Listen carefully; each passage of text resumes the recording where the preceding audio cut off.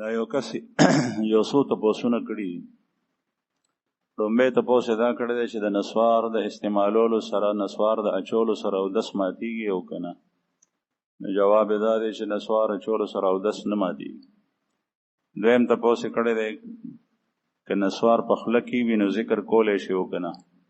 نسوار چې په خوله کې ذکر نشي کولی نسوار به لرې کوي ځکه چې دا ګنده شی دی بدبویي ده او ذکر چې کوي نو د الله جل شانو فرښتې دي هغه یې خلي قرآن پاک تلاوت چې کوي دا لرې که د خولې نه.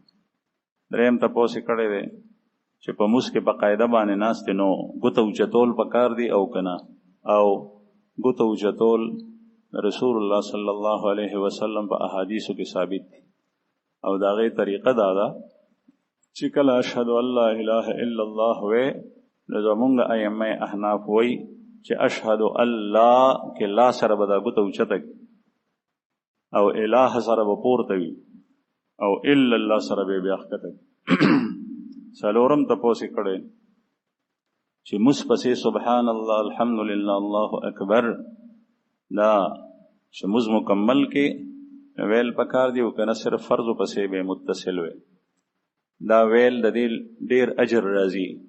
د نبی کریم صلی الله علیه وسلم په حدیثو کې سبحان الله 3 ځله الحمدلله 3 ځله الله اکبر 4 ځله او په یو روایت کې 10 ځله هم راځي.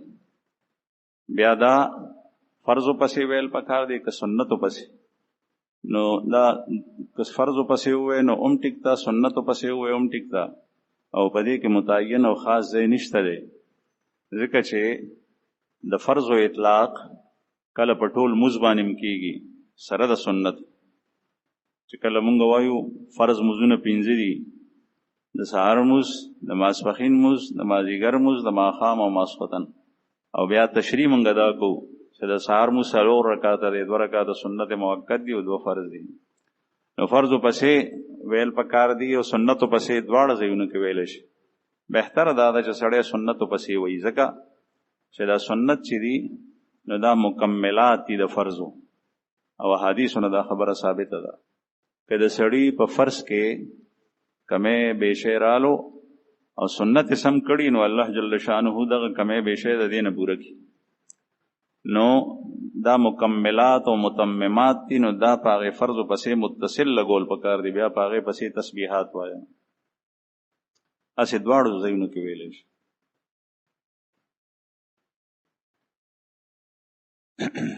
یو کس تپوس کړی دی چې په موس کې امام صاحب یو آیت ووی او هغه غلط ووی او ده ته پته وه چې ما د آیت غلط ویلی او بیا هم سجده ونه کړه نو موز وشو که نه. د آیت غلط ویل په 2 قسمه دي. یو غلطي هغه ده چې هغې سره موز نه فاسدېږي او یو غلطي هغه ده چې هغې سره موس فاسد شي چې معنی بالکل خطا شي نو هغې سره موس فاسدېږي. بعضې غلطۍ داسې هر یو غلطي سره موس نه فاسدېږي. بیا چې کله موس فاسد شو نو هغه موس په سجده ساوې سره نه سمیږي بلکې موس به دوباره کوي او چې کله موس د سره فاسد شوی نه دی نو هغې کې هم سجده ساوې ته ضرورت نشته ځکه چې سجده ساوه په ترک د واجبو باندې ده هغه په دې غلطیو باندې نه ده. یو کس تپوس کړی دی چې الا من اتى الله بقلب سلیم الا من اتى الله بقلب سلیم آیت لیکلی دی د دې معنی دا ده قرآن پاک کې دی یوم لا ينفع مال ولا بنون الا من اتى الله بقلب سلیم په کومه ورځ چې به مال او اولاد سړي ته هیڅ فایده نه ورکوي یعنی په ورځ د قیامت الا من مگر هغه څوک چې چا روغ زړه راړو نو دی وایي چې د قلب سلیم نه مراد کوم خلق دی او دا به څنګه جوړیږي. قلب سلیم نه مراد مسلمانان مؤمنان دي خو چې صحیح معنو کې مؤمنان دي او قلب سلیم هغه زړه ته ویلی کېږي چې په هغې کې د کفر په ځای ایمان وي په هغې کې د نفاق په ځای باندې اخلاص وي.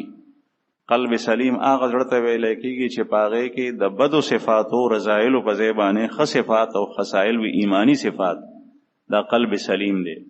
د دنیا د محبت په ځای باندې د الله محبت وي د دنیا د مال د حرص او لالچ په ځای باندې د الله جل شانو چې په کومو کارونو خوشحالیږي د هغې لالچ وي پکې چې الله جل شانه به ډېر راضي کې دې ته قلب سلیم ویل کېږي. یو کس تپوس کړی دی چې په دنیا کې د الله جل جلاله دیدار په دنیا کې غوښتل او د نبی کریم صلی الله علیه وسلم دیدار په دنیا کې غوښتل دا جایز دي او کنه؟ نو په ویښه باندې خدا دواړه نه کېږي، ځکه چې محمد رسول الله صلی الله علیه وسلم د دنیا نه تشریف وړی دی او د الله جل جلاله دیدار په ویښه باندې په دنیا کې نه کېږي.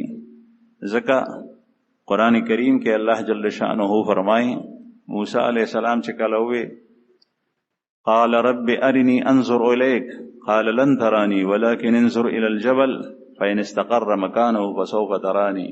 موسی علیہ السلام جلیل القدر پیغمبرو نیازبین هغه وی چې یا الله ما ته خپل ځانو خای چې زه تا ووینم.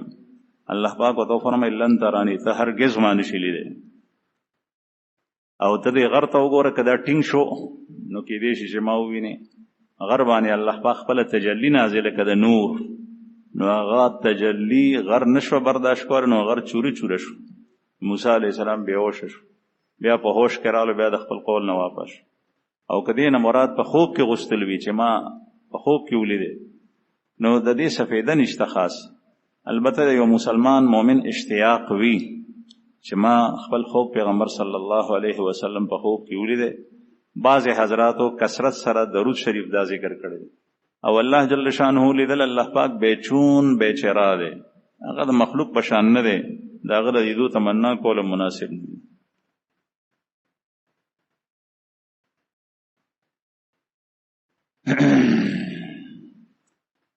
یو کس تپوس کړی دی چې د جمعې په ورځ د خطبې نه مخکې اذان که چرته د امام مخې ته ونشي نو دا عمل څنګه دی؟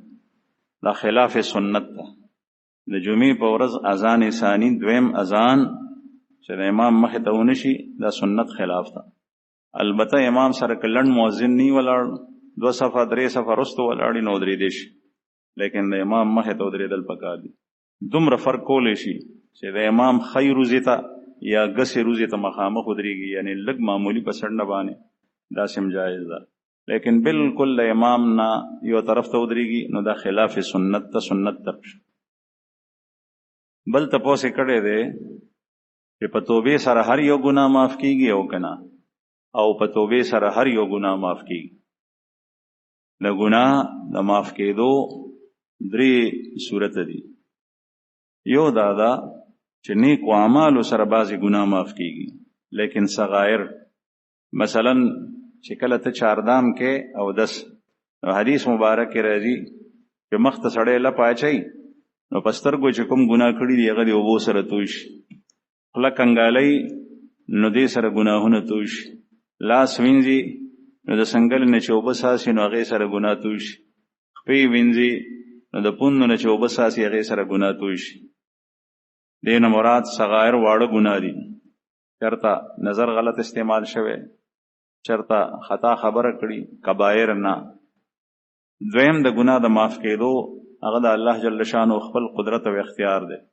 الله جل جلاله دغه سم ګناه معاف کوي. کله د یو بنده یو عمل خوښ شو، داسې عمل یې وکړه چې خدای پاک ډېر خوښ شو، نو الله پاک ورته ګناه کبیره دغسې معاف کړي بغیر توبې بغیر عمل. خو دې صورت کې الله پاک شرک او کفر نه معاف کوي. ان الله لا يغفر ان يشرك به ويغفر ما دون ذلك لمن يشاء. الله پاک شرک نه معاف کوي، د شرک نه علاوه ګناهونه معاف کوي، صغیرم معاف کوي او کبیرم. او دریم صورت دا دی چې په توبې سره ګناه معاف کیږي. واړه ګناهونه لوی ګناهونه دا ټول په توبې سره معاف کیږي، تر دې که چېرې یو سړی کافر او مشرک وي او دې توبه وکړي، توبه ویلی کېږي الله ته رجوع کول، واپس کېدل. دی وایي چې یا الله تر اوسه پورې ما تا ته شا کړي وه او زه په خطا و لارو چارو باندې سر وم، بس دی آینده به دا ګناه نه کوم، رشوت به نه اخلم، سود به نه کوم، او زنا به نه کوم، غلا به نه کوم، نشې به نه کوم، بس زه ستا ته واپس کېږم. نو دا چې واپس شي سړی او سړی کافر او مشرک هم وي او د شهادت تیر کړي او د الله جل شانو د وحدانیت گواهی ورکړي او د رسول الله صلی الله علیه وسلم د رسالت، نو دې سره هغه کفر شرک هم معاف کېږي. یو کس تپوس کړی چې یو زنانه حج ته تللې ده او هغه صاحب نصاب هم د مال هم ورسره شته دی هلته به هغه قرباني هم کوي د هغې د خاوند په ذمه باندې دلته قرباني کول واجب دي او که نه. دا زنانه چې تلي ده صاحب نصاب ده دا چې هلته کومه قرباني کوي نو هغې د حج قرباني ده. زمونږ اکثر علما وایي چې هغه د حج قرباني ده. حج تمتع او حج قران کې قرباني شته او حج افراد کې نشته. نو زمونږ خلک اکثر حج تمتع کوي چې دلته نزي نو دا د حج قرباني ده دا د اختر قرباني نه ده. د اختر قرباني د هغې خوښه د کال ته کې دویمه قرباني کوي او که هغه دلته خپل خاوند ته یا نورو پسماندګانو ته ووایي چې زما دپاره قرباني ونیسئ دا د هغې ذمه داري ده. باقي تا چې لیکلي دي چې په خاوند باندې واجب ده او که نه نو خاوند باندې د ښځې قرباني واجب نه ده. ښځه به خپله قرباني په خپله د هغې بندوبست کوي چې ښځه صاحب مال. بل تپوس یې دا کړی چې کوم خلک په غیر ملک کې کار کوي مثلا د مسلمانانو ملک ته یا د غیر مسلمو د هغې د صدقه فطر او د قربانۍ څه حکم دی. هغې به هم دا څیزونه ورکوي صدقه فطر به هم ورکوي سرسایه او قرباني به هم کوي. بیا د هغې خپله خوښه ده چې هلته کوي هم او که دلته د خپلې علاقې خلکو ته وایي پسماندګانو ته چې دا پیسې زه درستم په دې باندې ما ته قرباني وکړي یا سرسایه ورکوي. یو کس وایي چې زه په کپنۍ کې کار کوم او زمونږ د ماسپښین او مازدیګر مونځ هلته په کپنۍ کې راځي او زه جمع سره مونځ ورکوم. ما 2 سپارې مخکې یادې کړې وې هغه زما هېرې شوي دي لیکن بعضې صورتونه ما ته یاد دي او زه په سنت باندې هم برابر یم. یعنی د دې نه مراد دا دی چې ګیره مې هم شته. آیا په ما پسې مونځ کېږي او که نه او مونځ در پسې کېږي. جمع مه پرېږدئ که بل څوک ني نو خامخا ته جمع کوو بلکې داسې هم کېږي چې کوم ځای کې مسلمانان وي او دای کې څوک ګیرې واله ني نو او دا ټول ګیر خریلي دي په دې کې د یو کس مخکې کېږي ځکه چې د ګیر خریلو لپاره د ګیر خریلي امامت دا جایز دی خو جمع دې نه پرېږدي جمع دې کوي. یو کس وایي چې سمندر ته کتل لا عبادت دی که نه. ما په یو کتاب کې ویلي دي چې 3 څیزونو ته کتل عبادت دی. د مور او پلار مخ ته کتل، قرآن پاک ته کتل او سمندر ته کتل. عبادت جدا شی دی او قرب دا جدا شی دی.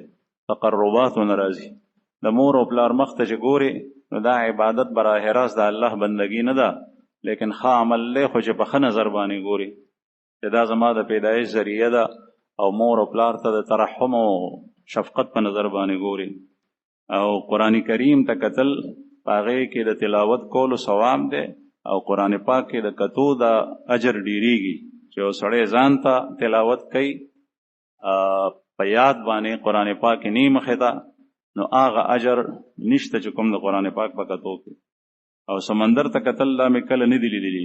البته الله جل شانه په کائناتو کې غور او فکر کول قرآن پاک کې د دې سیز امر دی. قرآن کریم کې الله پاک فرمایي الذين يتفكرون في خلق السماوات والارض ربنا ما خلقت هذا باطلا. د مؤمن او د هوښیار او عقلمند سړي کار دا دی چې د الله پاک په کائناتو کې یعنی اسمانونو کې او ځمکو کې غور او فکر کوي.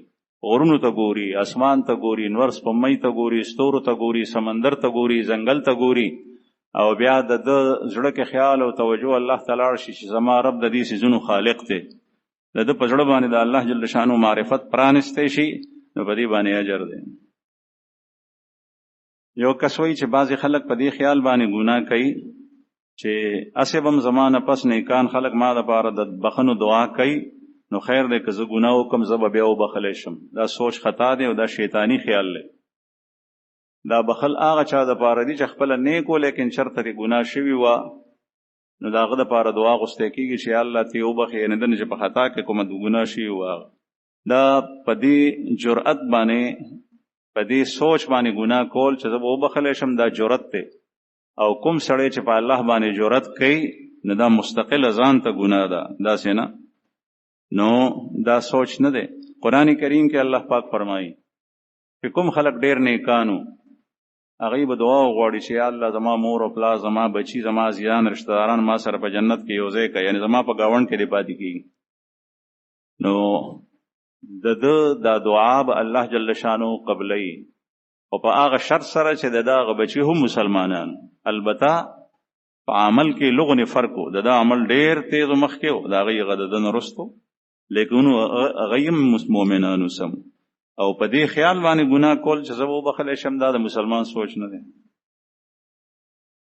یو کس وایي چې د لوی اختر نه 10 ورځې مخکې ویښته اغشتل او نګونه اغشتل دا نه په کار. آیا دا حکم فرض دی که واجب دی که سنت دی؟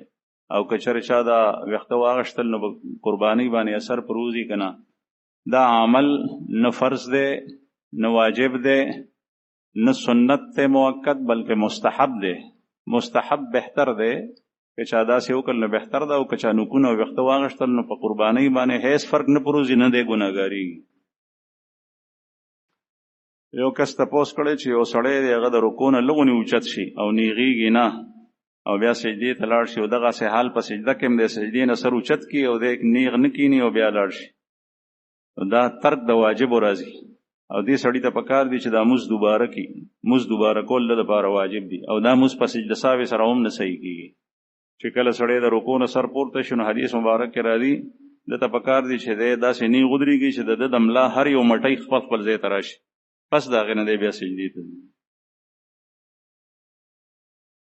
یو کس تپوس کړی دی که چېرې یو سړی یا د محلې خلک بل د بجلۍ په دې وجه باندې نه ورکوي چې بجلي د نش برابر ده، او بل ظلم هم حکومت کوي، لکه چې ګران بلونه راځي نو دی او بیا دورم د مهنګایي دی، ګراني د ډېره زیاته ده ته څه کول پکار دی؟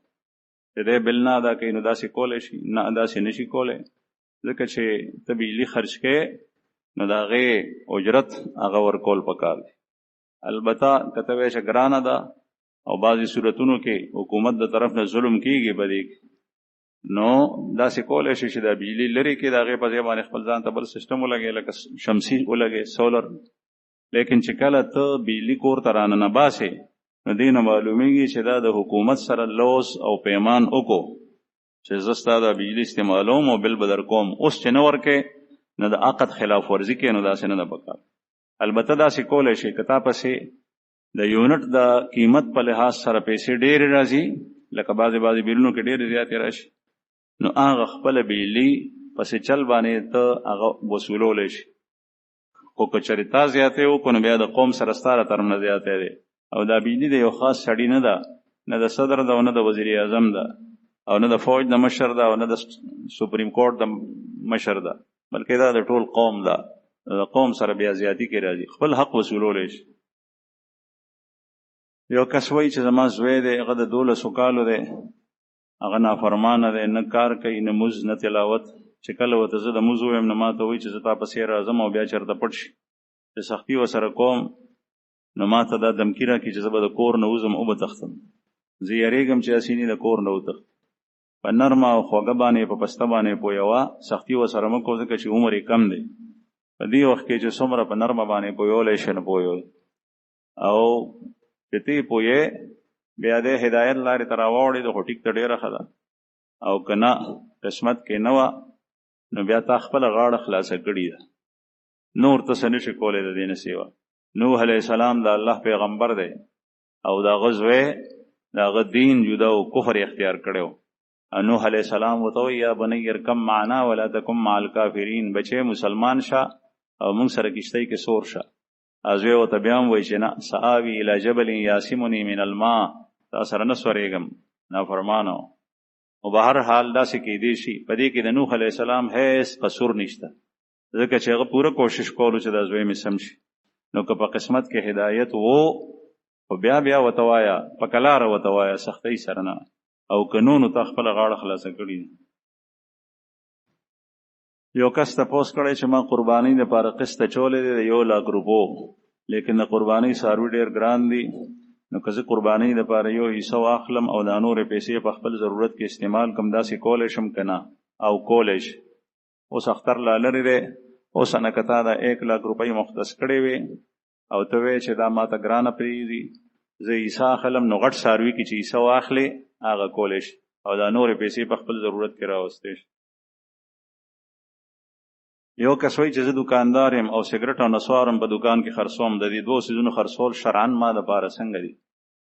سګرټ او نسوار چې کله نشه پکې ني، لکه دې کې نشه نشته، نو دا په اسراف کې راځي او مکروه دي، او مسرفین خلق اسراف کوونکي دا نه دي خوښ د الله. یا په تبذیر کې راځي، تبذیر او اسراف تقریبا یو شی دی، او بعضې حضرات پکې فرق کوي. تبذیر هغې ته ویلی کېږي خپله سرمایه او پیسې په داسې ځای کې لګول چې بې ځایه ځای وي د لګولو نی، او اسراف دې ته وایي چې د لسو په ځای باندې 50 لګوي. دا دواړه څیزونه د خدای نه دي خوښ. دا تبذیر کې راځي، ځکه چې په نسوار نه خېټې ته ځي، نه پې سړی، نه غذا ده، نه میوه ده، نه پکې څه طاقت شته، بلکې مازغه په سړي باندې چورلي. نو دا فضول شی دی، نو دا تبذیر دی، مکروه دی په دې باندې سرمایه لګول. نو چې کله استعمال مکروه دی نو دغه رنګ د دې خرڅول هم مکروه دي. نو کوم سړی حرام خو ته نشو ویلی چې یو سړی سګرټ او نسوار خرڅوي نو حرام نه دي، لیکن مکروه دي، او دې سره په نور سرمایه کې برکت نه. یو کس تپوس کړی چې زما زامن دي، په هغې کې د یو نوم دی محمد شایان، د بل نوم دی مهران حمید، د بل نوم دی محمد زوهان. د دې نومونو باره کې راته ووایي چې دا اسلامي لحاظ سره ټیک دي او که نه. محمد شایان، محمد خو ټیک دی، او شایان د فارسی ژبې ډکې دی. مهران شایان لایق ته وایي چې قابل وي د دې. مهران حمید، مهران حمید دا نوم جایز دی. محمد زوهان د دې راته پته نشته چې د زوهان څه معنی ده، البته دا محمد او حمید دا ټیک. یو کس وایي چې مونږ د جومات تعمیر کوو، په هغې کې څه کار باقي پاتې دی، او مونږ دا پیسې د نایي نه اخلو. نو بعضې خلک راته وایي چې د نایي پیسې په جومات کې نشي لګولی. آیا لګولی شي که نه؟ مسله د نایي نه ده. که نایي جایز کار کوي نو د هغه پیسې حلالې دي. لکه سر خري چاته، او سر د سنتو برابر وخت سمي، یا مثلا بریت واخلي، یا ګیره د اړخونو نه برابر کی، باقی ګیره د سنت مطابق ته موټی ده، نو دا کاروبار جایز دی. او که دې ګیره خري نو به کاروبار نه دی جایز، ځکه چې خریل مکروه تحریمی دي د ګیرې، یا حرام دي. نو چې کوم کار کلول والا ته نه دی جایز، دغه سیدت هم نه دی جایز، په دې باندې اجرت اخیستل هم مناسب نه. نو د دا پیسې ټیک نه دي، او باقی چې کوم جایز کار دی د هغې پیسې جایز. یو کس تپوس کوي چې یو سړی جماعت ته راشي، د ده نه بعضې رکاتونه شوي دي، او هغه رکاتونو کې امام خطا شوی دی، او هغه په آخر کې سجده سهو کوي. نو دا مقتدي به د امام سره سجده سهو کوي او که نه؟ او مقتدي به د امام سره سجده سهو کوي. مثلا یو سړی دی په 16 رکاتیز لمونځ کې په وروستي رکات کې د امام سره شریک شو، 3 رکات شوي دي، او امام خطا شوی په هغه 3 رکاتو کې په یو رکات کې دی. نو دغه کس به د امام سره سجده سهو کوي، ځکه چې اصل شی د امام اتباع ده، او د امام اتباع واجب ده. او که د سجده سهو د امام سره ونکا نو د امام اتباع واجب شی پاتې شو، په ده باندې خپله سجده سهو راځي. بل تپوس دا کړی دی چې نن سبا چې کومې میوې دي د دې نسبت جنتي میوو سره شته او که نه؟ او نسبت شته دی، خو صرف په نوم کې دی بس. لکه مثلا انار دی نو په جنت کې انار شته، کجوري دی نو په جنت کې کجوري شته، انګور دی نو په جنت کې انګور شته، لیکن د هغې حقیقت څنګه دی هغه بدل دی. د هغې ذایقه ډېره اعلی ده، او هر یو چې خوري، یو ځل د انار وخوړو د هغې ذایقه به یو شاني، چې بیا انار خوري د هغې ذایقه به بیا بل شاني. واتو به متشابهه، د دې 2 ترجمې مفسرینو کړي دي. دنیا کې چې څنګه میوه د خوړه جنت کې هم ورکولی کېږي، لیکن حقیقت به د هغې جدای. او یا دا مطلب دی چې دې نه مخکې د انار خوړلی نو هغسې انار به ده ته بیا ورکړی شي، لیکن د هغې ذایقه به جدای دی. به وایي چې دا ذایقه خو ما نه ولیدل. هر یو شی هغه ځای کې جدید دی، لذیذ دی. د انسان د ژوند هره لمحه جدید ده، ځکه چې د انسان فطرت دا دی چې دی په یو حال کې نه پاتې کېږي، خوښ نه. که مسلسل چرګان ورکوي، چرګان نه زړه داسې تور شي چې دی بیا چرګ ته ګوري نو الټی ورځي. نو دی نوی نوی شی خوښوي. د جنت که یو شی خوري نو د هغې هر یو څیز ذایقه به دویم څیز د هغې د لومبي نه ذایقه مختلف. یو کس تپوس کړی چې قبر څومره اوچت جوړول پکار دي؟ نن سبا خو خلک قبرونه کافي اوچته دي. قبر دومره اوچت جوړول پکار دي چې د اوښو د کوب په شان وي، یا بعضې حضرات وایي چې یو لیش برابر، دې ته مسنم وایي. د شوافیو په نږدې باندې قبر کې مسطح پکار دی، هوار د ځمکې سره، او احناف وایي چې مسنم وي. او د رسول الله صلی الله علیه وسلم قبر جوړ شوی نو هغه مسنم و. مسنم هغې ته وایي چې د ځمکې نه لږ اوچت وي، د یو لیش په مقدار. لیکن زمونږ په علاقو کې چې کوم قبرونه جوړیږي پورا دو منزله بلډینګ ته نه جوړ کړی او د خو شانم خاور راډیو پاغه باندې تپی، دا ټیک نه ده، دا خلاف سنت ده.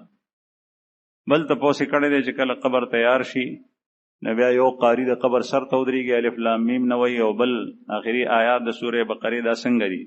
دا عبدالله ابن عمر صاحب نه ثابت دي او سنت دي، او دا ویل پکار دی وصال ثواب مړی د پکار.